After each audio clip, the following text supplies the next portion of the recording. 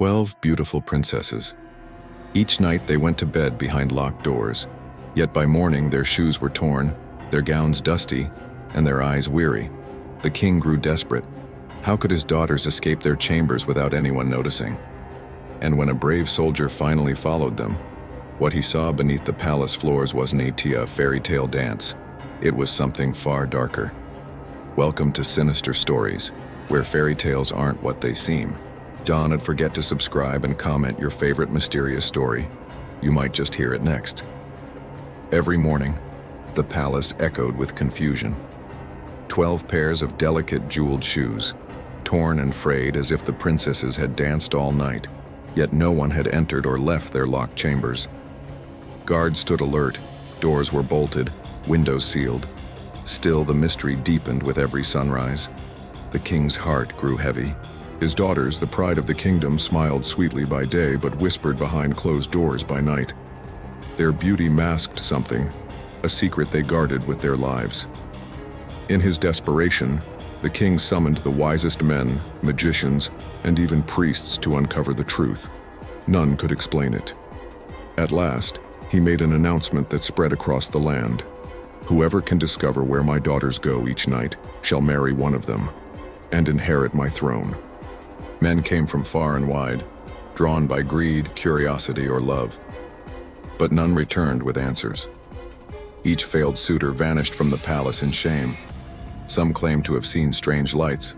Others heard haunting laughter echoing through the night. Then came a soldier, wounded from war, humble, with nothing left but courage. On his journey, he met an old woman who warned him, "Do not drink the wine they offer you, and take this cloak. It will make you unseen. Only then will you learn the truth."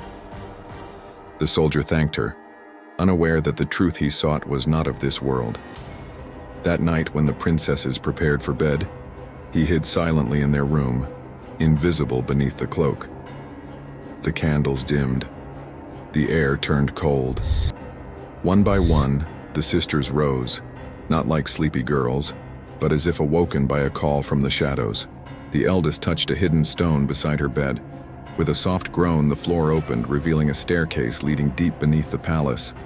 Without hesitation, the princesses descended, 12 radiant figures stepping into darkness. The soldier followed, and below, the air shimmered with something unholy. The steps spiraled downward endlessly, lit by strange, golden trees that glowed like dying embers. The soldier could hear the faint rustle of silk, the laughter of the princesses echoing against ancient stone. At the bottom lay a world unlike any he had known, a vast underground forest where leaves glittered like silver, and rivers of starlight flowed through the darkness. The air pulsed with haunting music, though no instruments could be seen.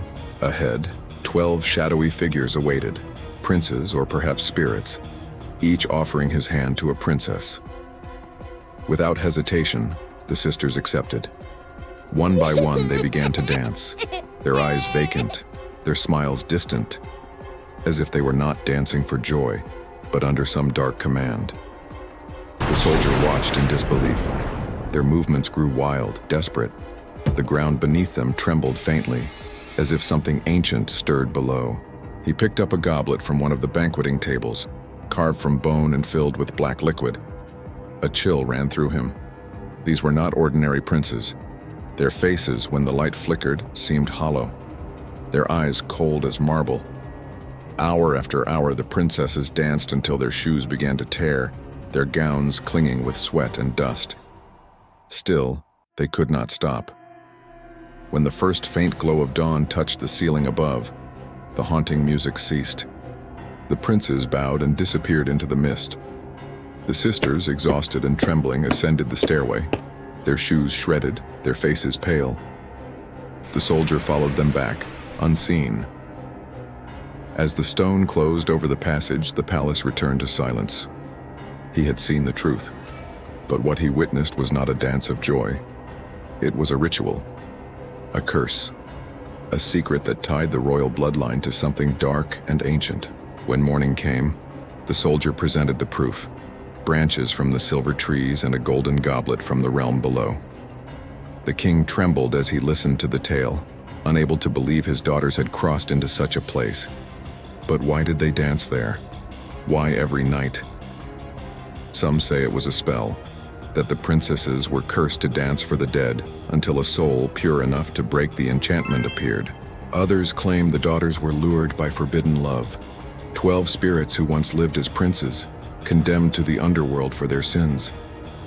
There is also a darker tale whispered in older versions, that the princesses made a pact with death itself, that beneath their beauty lay a hunger for freedom, a desire so strong they would rather dance in hell than live under their father's control.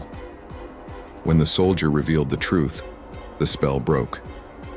The passage was sealed forever, yet some say at midnight, faint music still echoes beneath the castle grounds, a ghostly waltz of 12 lost souls who can never rest. The king kept his promise and rewarded the soldier with marriage to the eldest princess. But their union was not a happy one. She spoke little, smiled less, and each night her eyes drifted toward the floor, as if she still heard the music below. The story became a fairy tale. The horror faded behind lace and laughter. But behind the legend lies something darker, the price of disobedience, the curse of desire, and the haunting reminder that some secrets are meant to stay buried. At first glance, the 12 dancing princesses seems like a charming fairy tale, a mystery of glittering gowns, secret stairways, and a magical underground world. But beneath the glitter lies pain, control, and rebellion. The king, a symbol of order and authority, locked his daughters away every night. He wanted obedience. He wanted perfection. But his daughters craved freedom, a life beyond the heavy crown of royal expectations. Their secret dancing wasn't just defiance, it was their cry for escape. In many ways, the tale mirrors the struggle of countless women through history, confined by rules, silenced by fear, and punished for wanting more than the life chosen for them.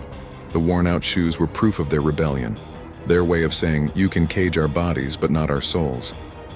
Yet their rebellion was cloaked in beauty. They didn't scream, they didn't run, they danced. Every night in silence, they descended into a world of shadows, a world that accepted their defiance when the one above would not.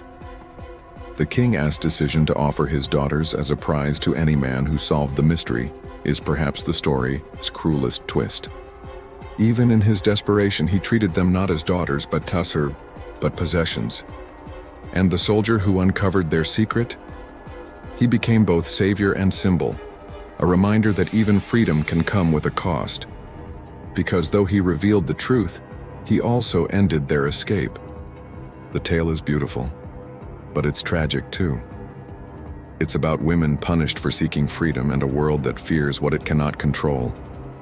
What if the story wasn't about rebellion alone, but something darker? Many old European versions of the tale hint that the realm beneath the palace wasn't magical at all. It was the underworld, a place where the living and dead intertwined, where lost souls roamed, waiting for company in their eternal loneliness. The golden trees and rivers of light, symbols of temptation and death, represent beauty that hides decay. Each time the princesses descended, they weren't just breaking their father's rules. They were crossing into death's embrace. Some folklorists believe the princes they danced with were not men at all, but spirits. Men who once lived, cursed for their sins, doomed to dance until they could lure the living to join them. And the dance? It wasn't joyful. It was binding. A contract.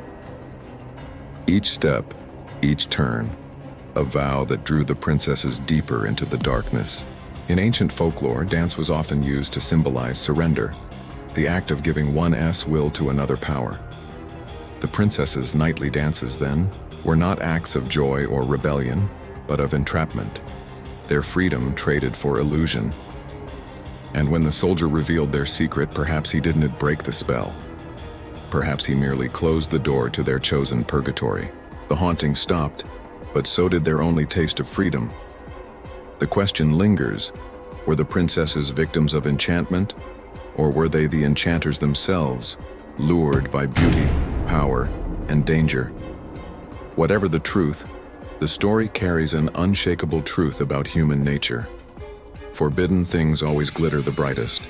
Like so many fairy tales, the 12 Dancing Princesses was not always meant for children. Early versions were darker, more tragic, a warning, not a bedtime story. But over time, the edges were softened, the horror replaced by harmless fantasy. The underground realm became a magical world. The dead princes became charming suitors. The rebellion of the sisters was reduced to mischief. What was once a chilling reflection on control, sin, and desire became a tale of mystery and happy endings. But stories remember.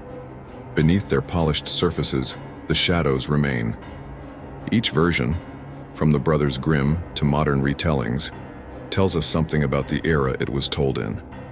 When societies feared female disobedience, the story punished the princesses.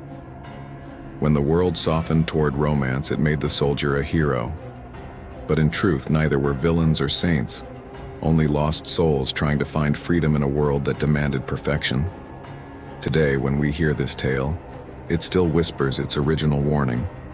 That curiosity can cost you everything. That beauty can hide decay. And that sometimes the people who dance in the dark aren't cursed. They were simply tired of pretending to live in the light. So, the next time you hear the soft shuffle of feet or the faint echo of laughter in an empty hall, maybe it isn't your imagination. Maybe it's the sound of 12 restless spirits, still dancing somewhere beneath the world, waiting for the night to fall again. Beneath the beauty of every fairy tale lies a shadow, a quiet truth that refuses to die. The 12 Dancing Princesses was never just about glittering shoes or magical nights. It was about the things we hide, the rules we break in silence, and the heavy price we pay for wanting freedom in a world built on control. The princesses danced not out of joy, but out of longing. Each step was a whisper of rebellion, a desperate heartbeat against the walls of their golden prison. They weren't villains. They were dreamers, trapped between obedience and desire, torn between light and darkness. And maybe that's why this story still haunts us. Because deep down we all wear invisible shoes, worn from battles no one sees. We all carry secrets the world would never understand. The real question isn't where the princesses went each night. It's what we are escaping from, and what dark passage we too might be walking toward in search of something more. So tonight, when you close your eyes and hear the faint echo of music in your mind, remember their story. Not as a fairy tale, but as a mirror, because some dances never end. Thank you for watching Sinister Stories. If this tale moved you, subscribe for more haunting truths hidden behind childhood myths, and tell me in the comments, which dark legend should we uncover next? Your story might be the next one whispered in the shadows.